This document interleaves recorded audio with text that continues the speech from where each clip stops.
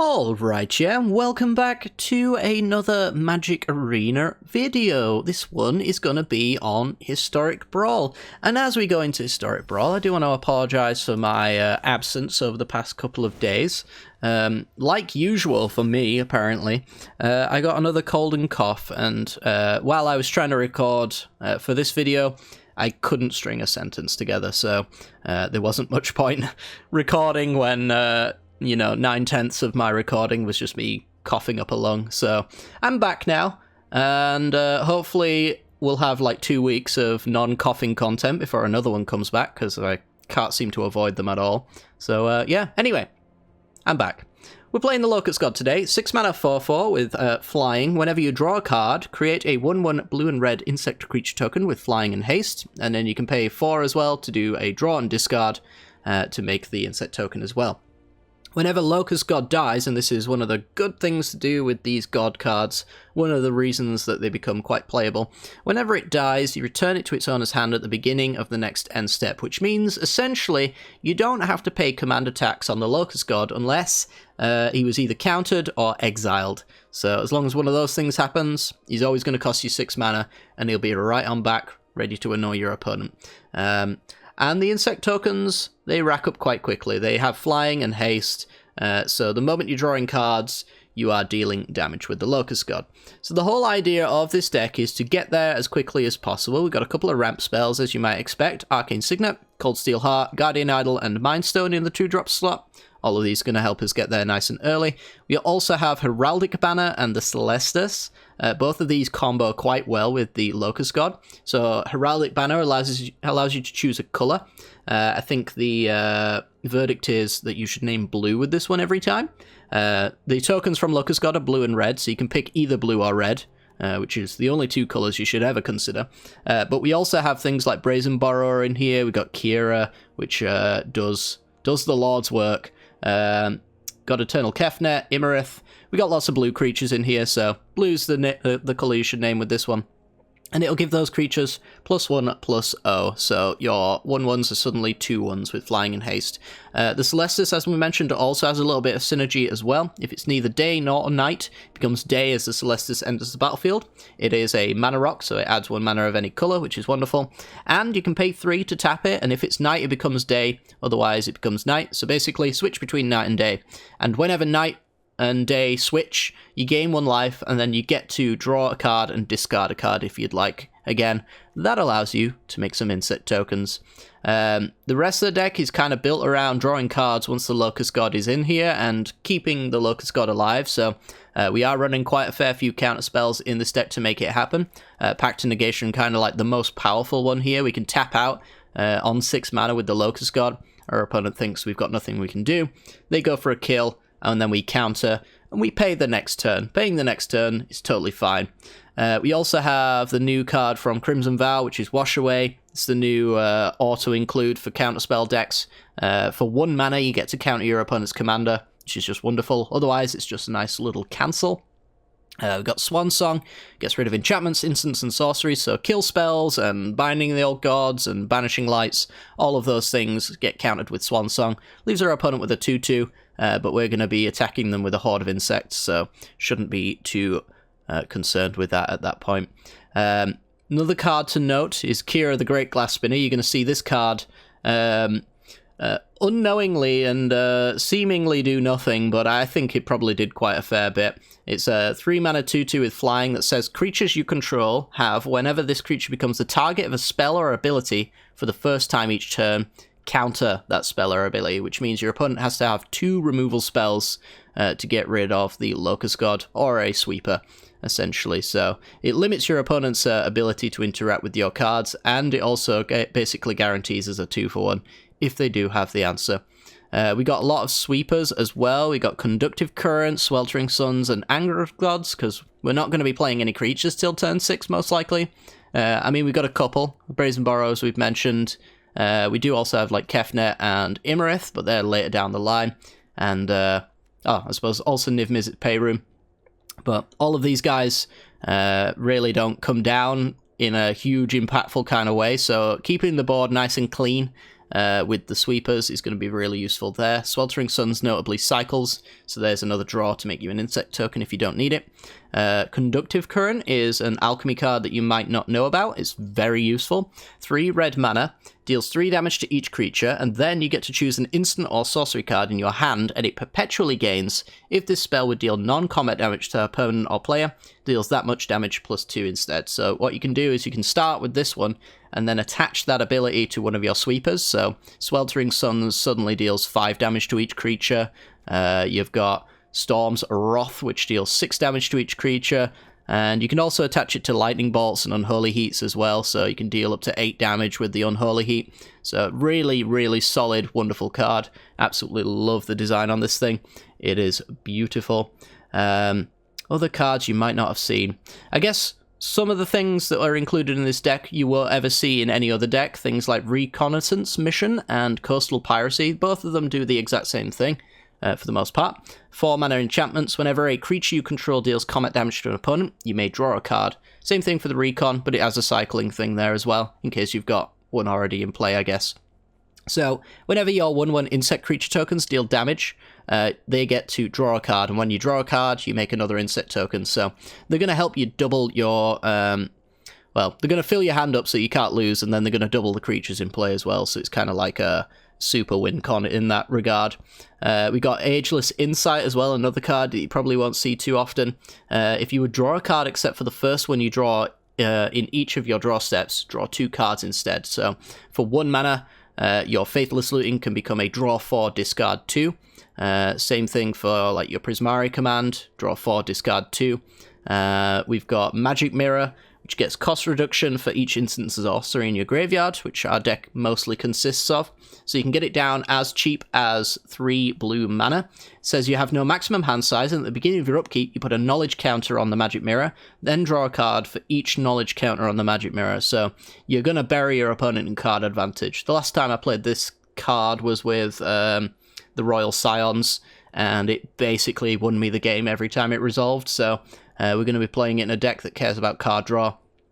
And yeah, I think that's about it as far as the deck and its interesting sections go. So yeah, hopefully you guys enjoyed today's video. If you do, make sure to hit the like button and subscribe. Leave a comment down below. Let me know what you've been playing in Historic Brawl. I'd be really curious to know which commanders you'd like to see. So yeah, do leave that down below. Helps out a great deal. And without further ado, let's get to the gameplay. This video is brought to you by the generous support of our wonderful patrons and channel members that you see here. If you'd like to support the channel and get access to cool content like sneak peeks, bonus videos, polls on future content, or access to a personal deck critique from myself every month, then hit the join button down below, or check out the Patreon link in the description. With all that said, let's get into the gameplay.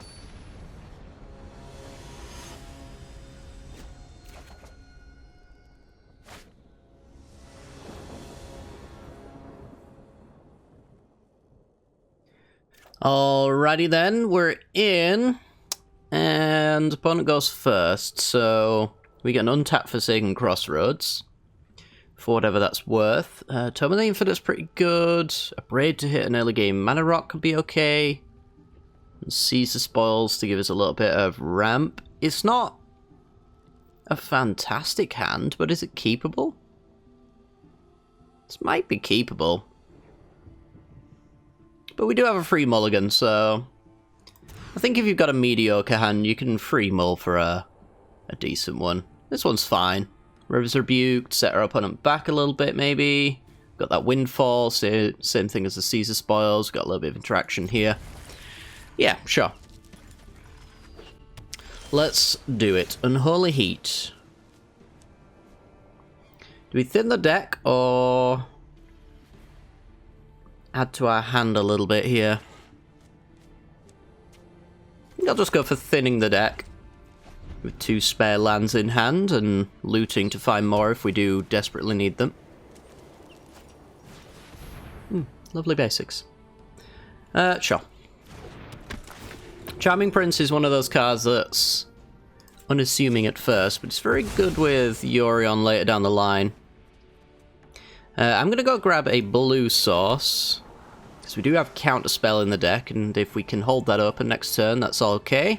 I think we've also got Archmage Charm in here as well. Or Archmages. Oh my god, I'm so good at Magic the Gathering. We might still lose, but just know that I am so good at Magic the Gathering that I can tell you when the counterspell's on top. And it's going to be useful. Dang it. Dang it. Okay. Right, well, let's get a mountain out there. What about looting? Suppose I could loot. Still allows me to hold up and lapse and counter spell. So more land drops is nice. This is a mountain for me. I think I'm just gonna go down Restoration, one island, maybe? Rely on maybe the treasures from an unexpected windfall to get me there. And the tempo of 2 counterspells.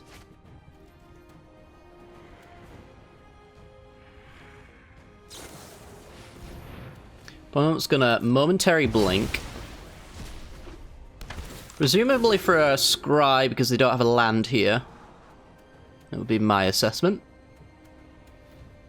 So if you see any tops, it's probably a land. Yeah, 1 land to the top then.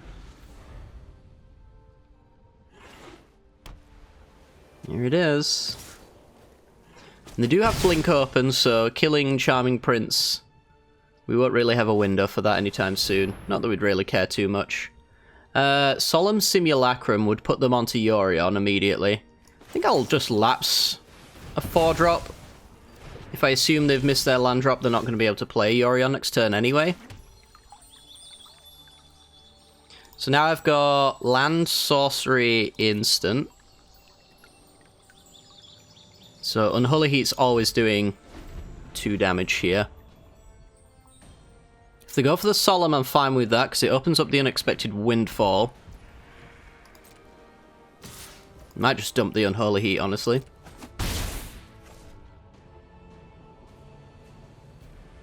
I suppose it could always be the River's Rebuke. Our opponent hasn't really set up the board state that we'd really like to rebuke here. Everything has an ETB that's actually good for our opponent. And once they get their Yorion down, that's not going to change either. In fact, it's probably just going to keep getting worse. So I think that's probably the flawed logic I'm going to use. Let's go down the River's Rebuke.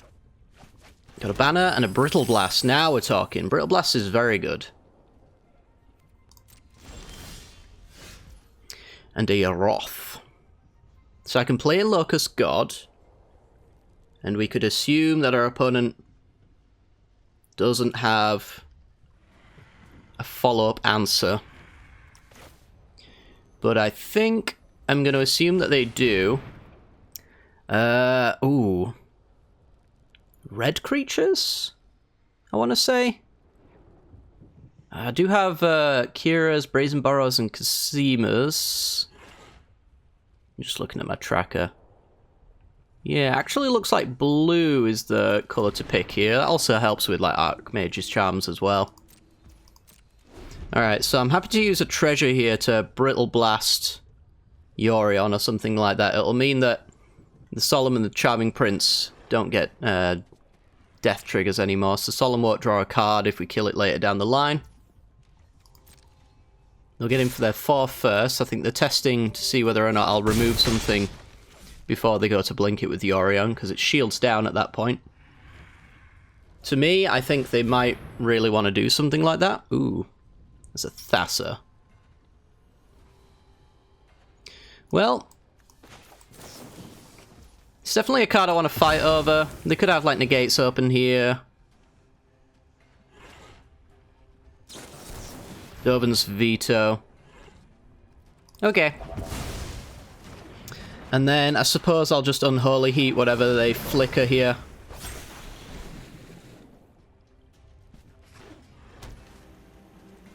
Tap land, shields down. Gonna go for the Charming Prince. Yeah, I'll just get rid of that. Don't want them setting up their top deck. So now they're empty-handed. The only thing they can really do is get an extra land drop with Solemn. The rest is just top decks. So we're going to go for Locust God. He's in. So they need, like, Banishing Light effects, ECDs, things like that, to get a foothold on this game again. That being said, we don't really have the hand to exploit the Locust God now that he's down. We can do discover the formula that could lead to that kind of turn. Honestly, it would have been much nicer, I think, if we'd have just had an extra counter spell here. That's something that we could draw to. Could discover the formula get me a counter spell? I guess it quite possibly could. Especially if we draw a land off the top. Opponent just passes.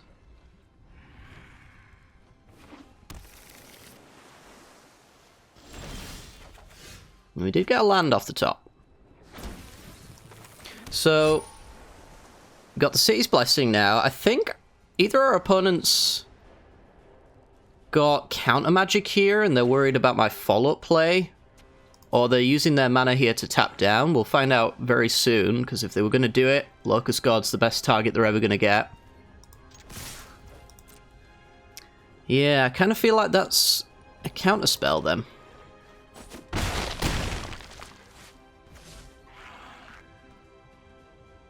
What do I think to Faithless Looting then? I also have a draw and discard here. I've got my Discover. It's not notably not draw, so Locust God won't create tokens through that. I'm going to pass and see what they do.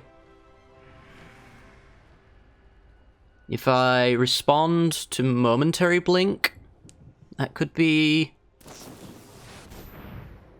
counter artifact or creature spell. Oh. Well, it wasn't going to work against us, but I guess now's a good time to use it.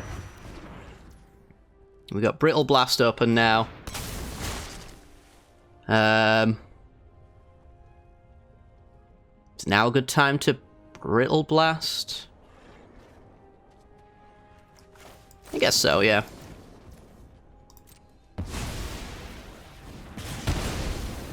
We prevent the Perpetual Exile on Yorion by doing this, but I don't think it should really be an issue.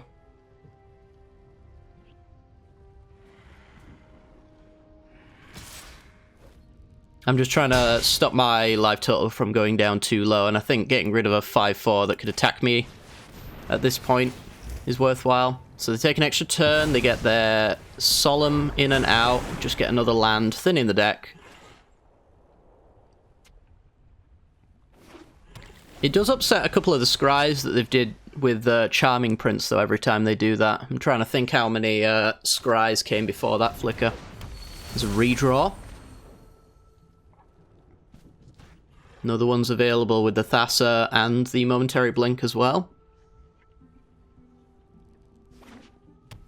Well, empty-handed, so anything they're going to get is coming off the spells from Cloudkin Seer here. I would then, I think I would blink the Seer, because I'm tapped out, I can't kill it in response. And I think you really want to have like a second main thing to do here. This is just going to give them end-step shenanigans, so... maybe not exactly what they were looking for. Something else to note as well, that Thassa does have a tap ability, so I have to be very careful about how I go about attacking here, because I could get killed on the swing back even with blockers, if I'm not careful. So let's see if Yorion flickers anyone. Getting rid of the Cloudkin Seer would be an interesting option. It'll draw you an extra card on my end step if you need it, but it's a one less blocker. That being said, it's a blocker that just dies to a token, so... yeah, I think at least getting rid of Solemn there makes sense. Brazen Borrower. It's pretty good. I think because the Mind Stone and the Midnight Clock are mostly useless, so we're going to start by going with Faithless Looting. Opponent's just told us they don't have anything that they can do in their hand. That's good to know. Mind Stone is just a redraw here, though. So I'm going to get rid of Midnight Clock and maybe Den of the Bugbear. How's my turn going to go?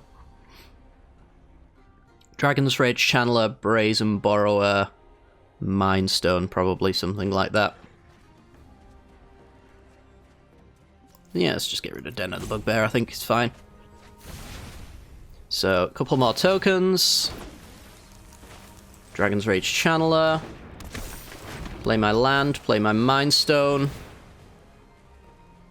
Ral. Ral's a nice card. It's not a card I can cast now, though. I want to be closing this game out real quick, so... let's see if I can get cards that I can cast very quickly here. Let's draw another card, get another insect. Thirst for Knowledge is very nice. And I think while they can't blink in response, let's bounce their Yorion.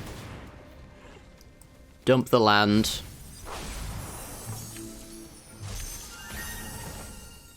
Now I've got no concerns about dying from our opponent on the swing back here, so let's hemorrhage their life total a little bit. See if we can force that Cloudkin Seer to block here. This is 8, 10, 15. So they are essentially dead on board next turn. Alright. So Solemn comes back, gets them a land. It's not a threatening creature. I don't imagine they can flash in anything that could be threatening. So purely on the defensive here, we got Thirst for Knowledge to draw 3 and make 3 2/1s. So yeah, I think it was board wipe or bust for them there, and we got rid of their card draw, which would be one way that they could have tried to find it by going for like Momentary Blink. So I think playing to your outs probably means you don't block with the Seer there, just so that you have this blink to find Wrath of God if it is in your deck anyway. I imagine it is in there. Although like Yorion's a blink deck, it's also kind of a control deck at that, so you tend to have a lot of sweepers in there and not care too much about a critical mass on your board, because you just get super value anyway. But yeah, pretty good first start to the video. Let's keep going.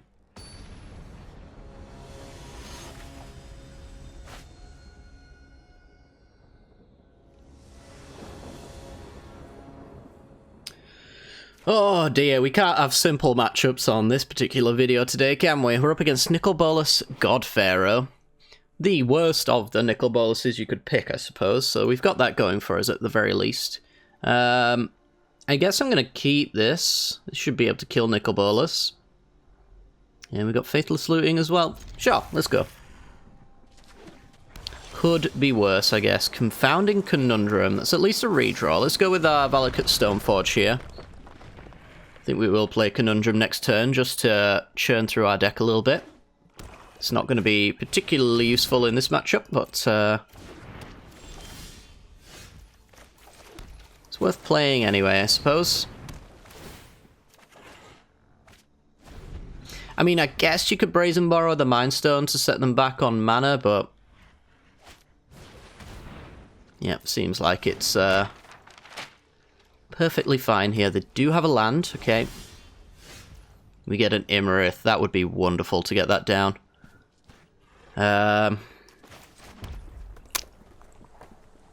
So we're almost there on Imarith. We need one more blue source. I guess I can go Faithless Looting, Blitz, and Archmage's Charm. Right, well, Archmage's Charm is a million miles away, so I think that's kind of an easy discard at the moment. Pact of Negation, also kind of there, but I do need a counterspell to force Locust God down, I think, so let's just go, I think, also Blitz of the Thunder Raptor. Take out the cards that are just not going to get us there. And I suppose I could brazen borrow the Mind Stone.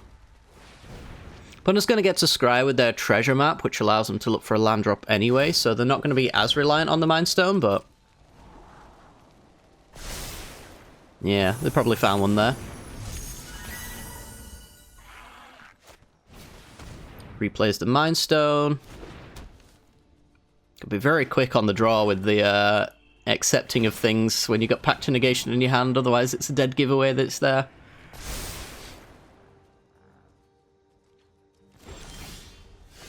Seagate Restoration. Yeah, I guess we're playing that as a land then, passing the turn.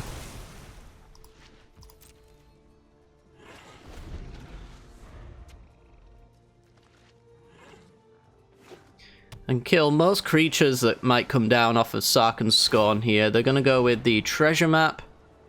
Flips it and allows them to get Nicol Bolas here. Thassa Deep Dwelling. What on earth is that doing in your deck? Okay, Sulphur Falls. So I can force down an Immorith. How is your removal? It's 7 damage to an opponent creature control. So 1, 2, 3, 4, 5, 6, 7 plus the 3. This is Ward 4. So if they had a land, they could use all their treasures to kill Immorith. I'll take that deal. There's 3 card draws that they can't have, if that's where they want to go with it. Bearing in mind, as soon as it attacks, it does lose that ward. Boo!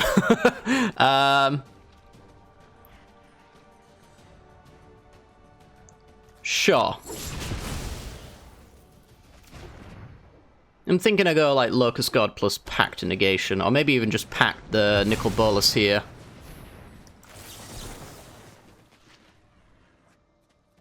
I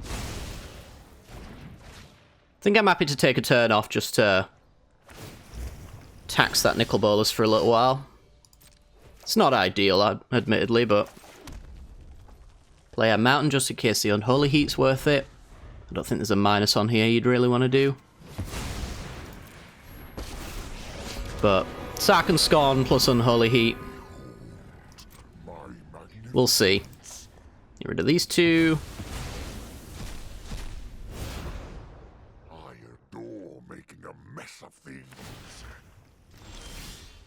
So how many turns have gone? 7. Bloody typical.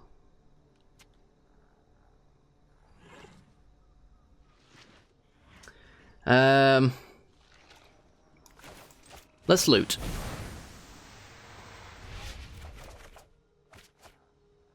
No good answer there, unfortunately. Okay.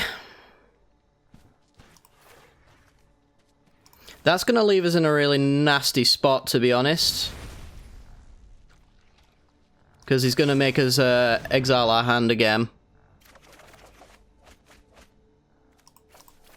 Yep, so there goes our answer to Nicol Bolas. Not much choice we had in the matter there. Playing the Locust God, I don't think just does anything at all, because 4 cards in hand, me tapped out. It's Grixis. So I think we're just ready to scoop it up. Our opponent has an absurd amount of card advantage on us. They have one of the most expensive planeswalkers in the game ready to beat down and murder. And this probably gets countered. I'm just going to play it. Yeah, they've got Mind Stone there. They've probably got a kill spell as well. Let's make them show us all the answers. There's a Doomblade. Let's move on to the next game.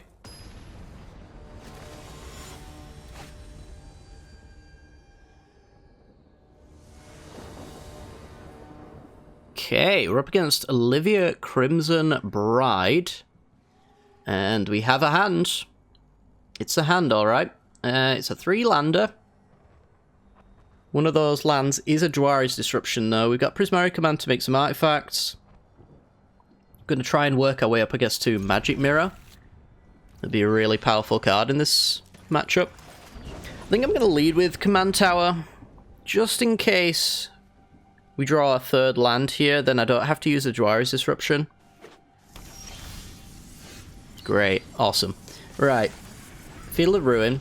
It's not the most exciting mana base in the world.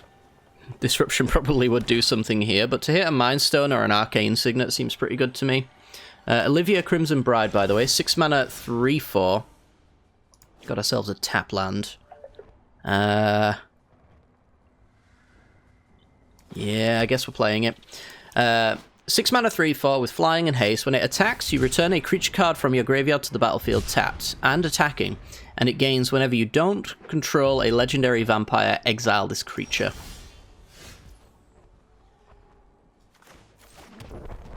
Alright, well, they're holding open something.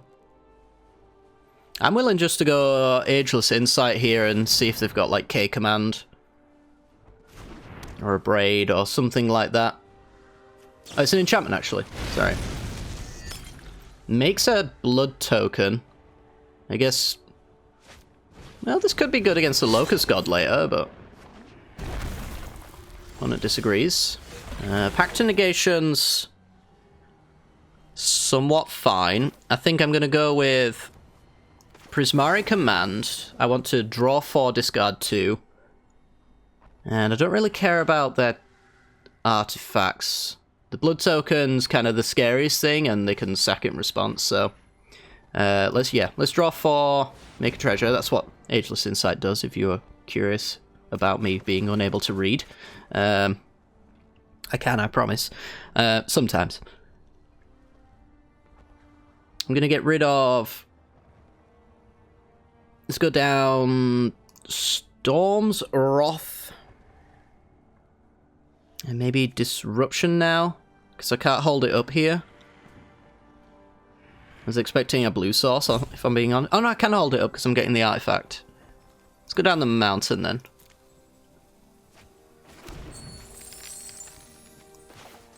And then play the Arch. Pass the turn.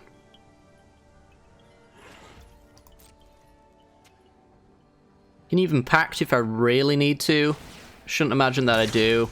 Pact to Negation's good against those decks that kind of really interact on the stack, and this definitely won't be one of them. Yeah, it's just kind of important that I bounce Olivia, I think, on this turn, if they could somehow magically make it come out. But they didn't. And from there, we do a draw 4, discard 2, work our way towards the Magic Mirror, which is getting cheaper and cheaper as time goes on, and this thing, with this thing, is, it'd probably kill me. Let's put it that way. But if we get Ageless Insight and Magic Mirror down, then play the Locust God with Pact to Negation open, ready to defend. I would imagine the moment the Magic Mirror starts ticking and producing insect tokens, this game is not going to take very long to end. So, yeah, pretty good. And on to this one.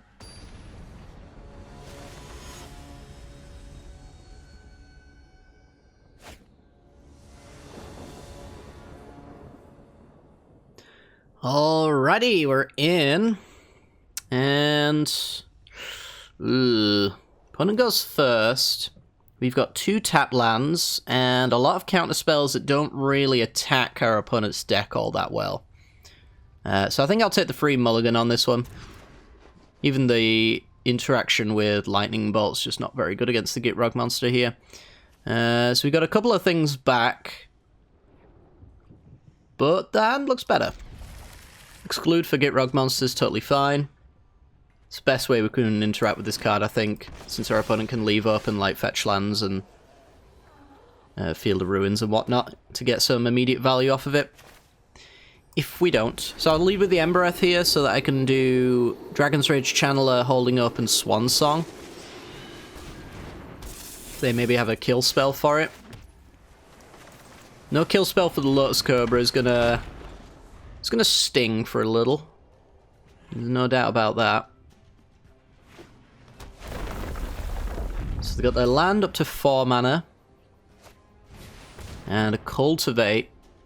Honestly, I think I am denying them Cultivate. I get to surveil, I get to keep them away from the Gitrog monster for the next turn, which is basically a guarantee at that stage. They get a 2-2 out of it. Not too fussed about that. I might even have my channeler online in no time at all. So now I can hold up and exclude. I guess I could have gone for Field of Ruin, which would have given me my double red for Unexpected Windfall, and then we lead into Niv Mizzet Peyrune at that point. Treasure tokens? No.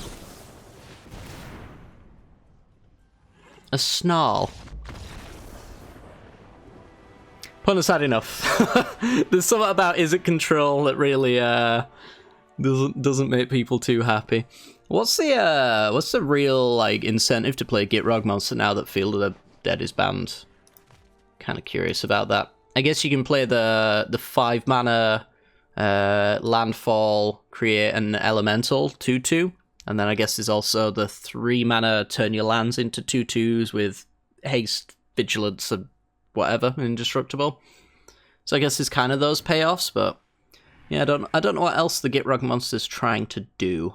Maybe it's just like a good old mid-range deck. I guess that could make some amount of sense as well. But yeah, pretty sweet. On to the next one.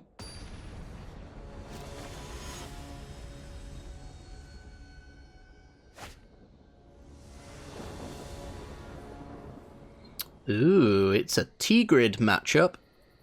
I mean, I'm looking at Kira and I'm like, oh, cool, a black deck that cares about removal. But it's not completely true, because T-Grid cares about sacrifice, really. Sacrifice and discard. Am I keeping it on that? Because the hand's really bad otherwise. Being on the draw, I kind of just need any land for a red. Yeah, maybe on the strength of Kira, let's see. For science. Say hello to our opponent. See, my emotes have been disabled once again. Tiny Bones, red sauce. Oh, that's gonna sting. Okay, goodbye, Kira. You don't play Tiny Bones unless you got discard in your hand.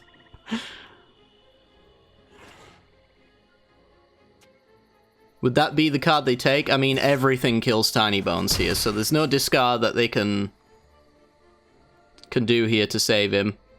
I guess they could keep me from Unholy Heating him, which is like the most efficient play.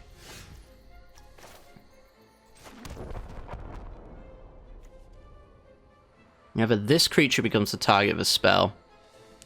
I think I'm just gonna go Celestus Unholy Heat for now.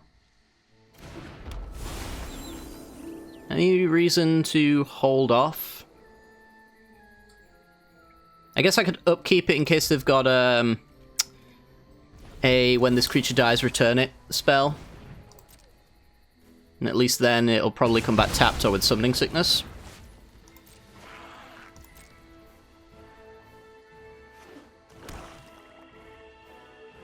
Okay, I would really love an answer to T-Grid. I guess Brittle Blast is my answer to it. Bunch just plays a Murderous Rider. Got an Evolving Wild so that we don't rely on our Celestus for red now. So I'm definitely playing that out. Let's draw. Another red source, nice. Yeah, I like all of these cards, so let's just get rid of the island here. Take 2. Perfectly happy. Let's see if our opponent thinks we can answer this T-Grid. I mean, I'm representing counter magic here, so they might be less incentivized to do that. I'd really like a spare creature. Honestly, but don't know a spare creature is really going to do much for me here. Because, like, if they have a you sacrifice a creature thing, I guess around Kira, I'd like to have some fodder that doesn't care about that. Hello, Tail's End. Well, in that case, let's just go with Kira here. Hold up in Tail's End plus Brittle Blast. If they just play T-Grid, now that I don't have double blue open, tempting, eh? Liliana, nope. Guess what gets around Kira? That nonsense. Alright. Let's get in for 2.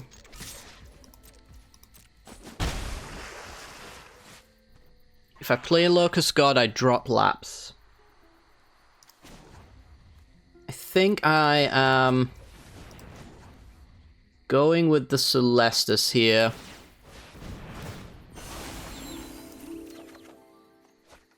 Archmage's Charm is a card I can hold. So let's get rid of Anger of the Gods since Brittle Blast does the job just fine.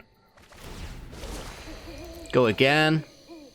Snarl. I do like Snarls, but I like these cards more. So if they go for T-Grid, it gets lapsed, and they skip their draw step. A hippie. Sure.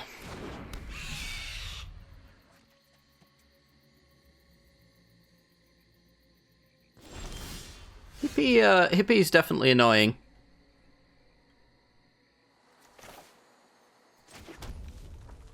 So I guess now we're going with the Locust God. I don't have to worry about double sacrifice here. Single sacrifice, I will probably just dump Kira.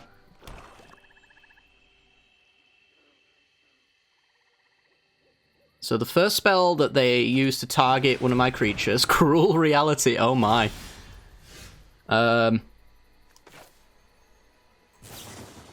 I draw 2.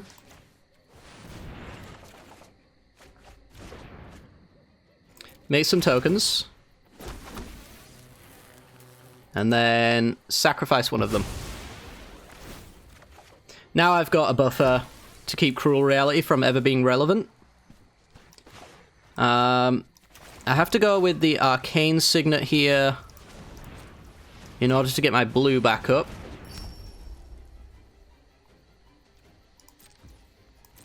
And I suppose I'm just getting in for 4. Getting in for 1 and then having Kira as my only blocker doesn't seem that great. And I don't want to use a Brittle Blast unnecessarily here, so I kind of feel like we're in a hard-to-beat position. Mind Stone is a redraw, actually. Yeah, sure, I think my mana's fine. So if they do nothing, I get another insect token. So they are incentivized to act here. I'm definitely chomping. Yes. Because I'm going to Brittle Blast it.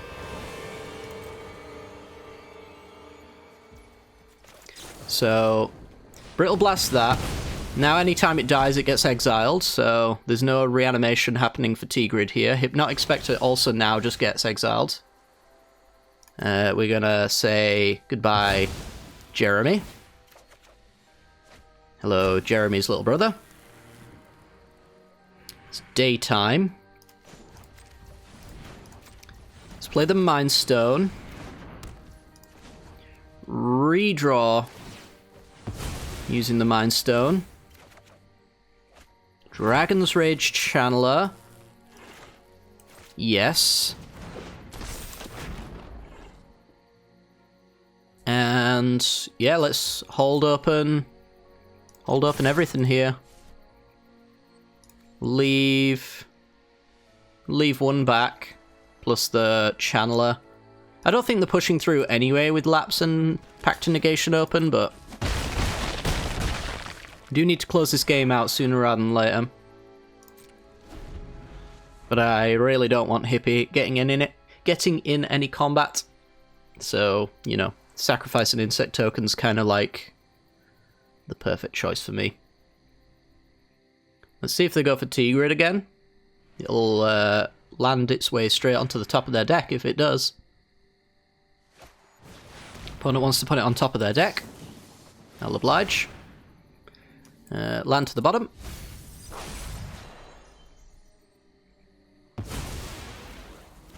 So they can draw that for 5 mana next turn. Get rid of a token. Oh. Hi. That's not ideal for them. Alright, swing.